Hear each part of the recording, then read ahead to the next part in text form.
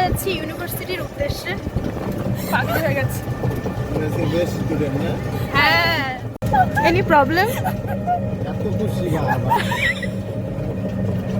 কাকু বলে এত খুশি বাবা।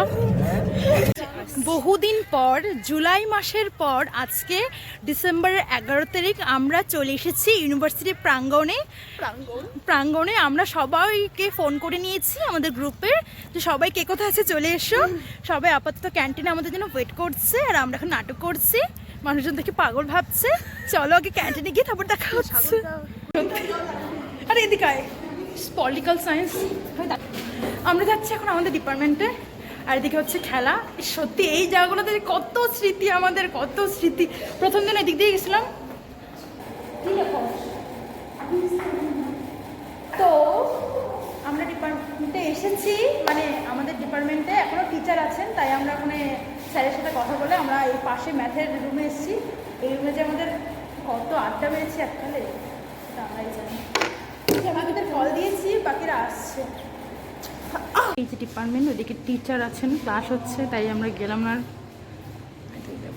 চলো, এখন শুভ্র ক্যান্টিনে বসে আছে। চল চল চল, ক্যান্টিনে বসে আছে শুভ্র, ওখানে যাবো।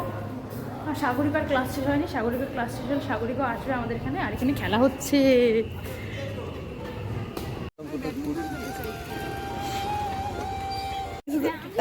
সাগরিকা এখন বহুত ক্লাস করে এসেছে। কি ক্লাস করলে সেটা বল। আমি ল্যাবে কম্পিউটারের সামনে বসেছিলাম। স্যার কি পারিস কম্পিউটার করতে তুই? না, এতে কায় না, আমি কিছু করিনি, আমি বসে বসে দেখতেছিলাম। তুই এরকম করছিস কেন? কমালিকা আসছে না গাইস, শুভ্র জিন্দাবাদ। র্যাকেট খেলে হাঁপিয়ে গেছি, এখনো খেলছি। এই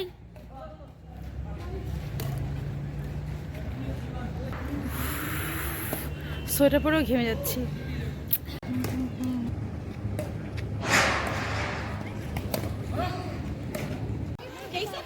বলো, কিছু বলতে চাও তুমি?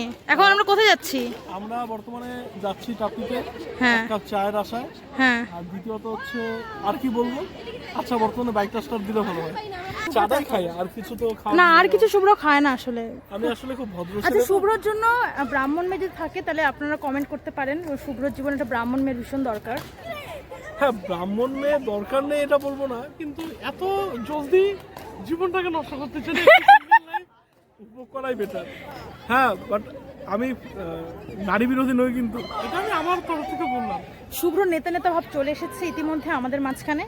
আমাদের এর থেকে ও এখন আলোতে মুখটা উজ্জ্বল লাগছে না? একদম এত উজ্জ্বল লাগছে যে বলার ভাষা নেই। খেয়াল আপনি লজ্জা পাবে।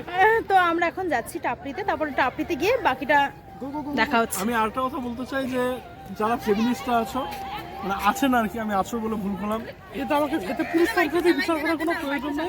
বাইকটা চালাই মানে চালাতে পারোস।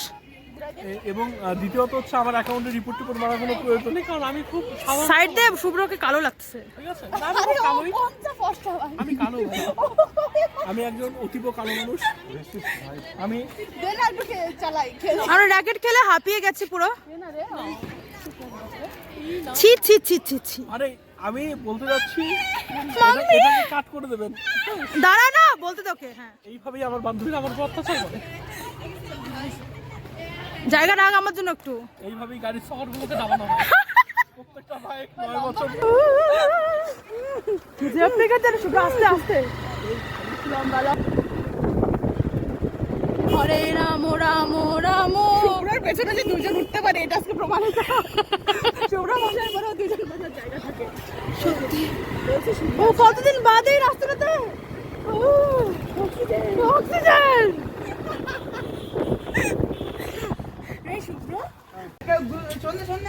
পারলে না?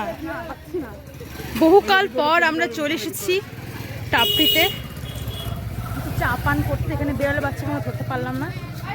চায়ের অর্ডার দেওয়া হয়েছে।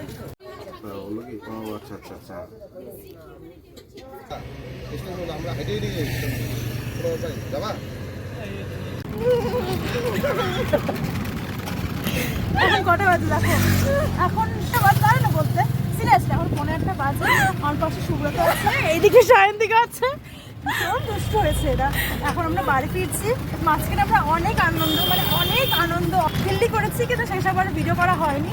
তারপরে এখন যাচ্ছি বাড়িতে, বাই বাই। দেখো না মানুষকে টাইম দেখে আর ভিডিও করা লাগে তোর। আমি করে দেবো ওদের। This is our friend Subrata, ভীষণ Our close friend. যাচ্ছি।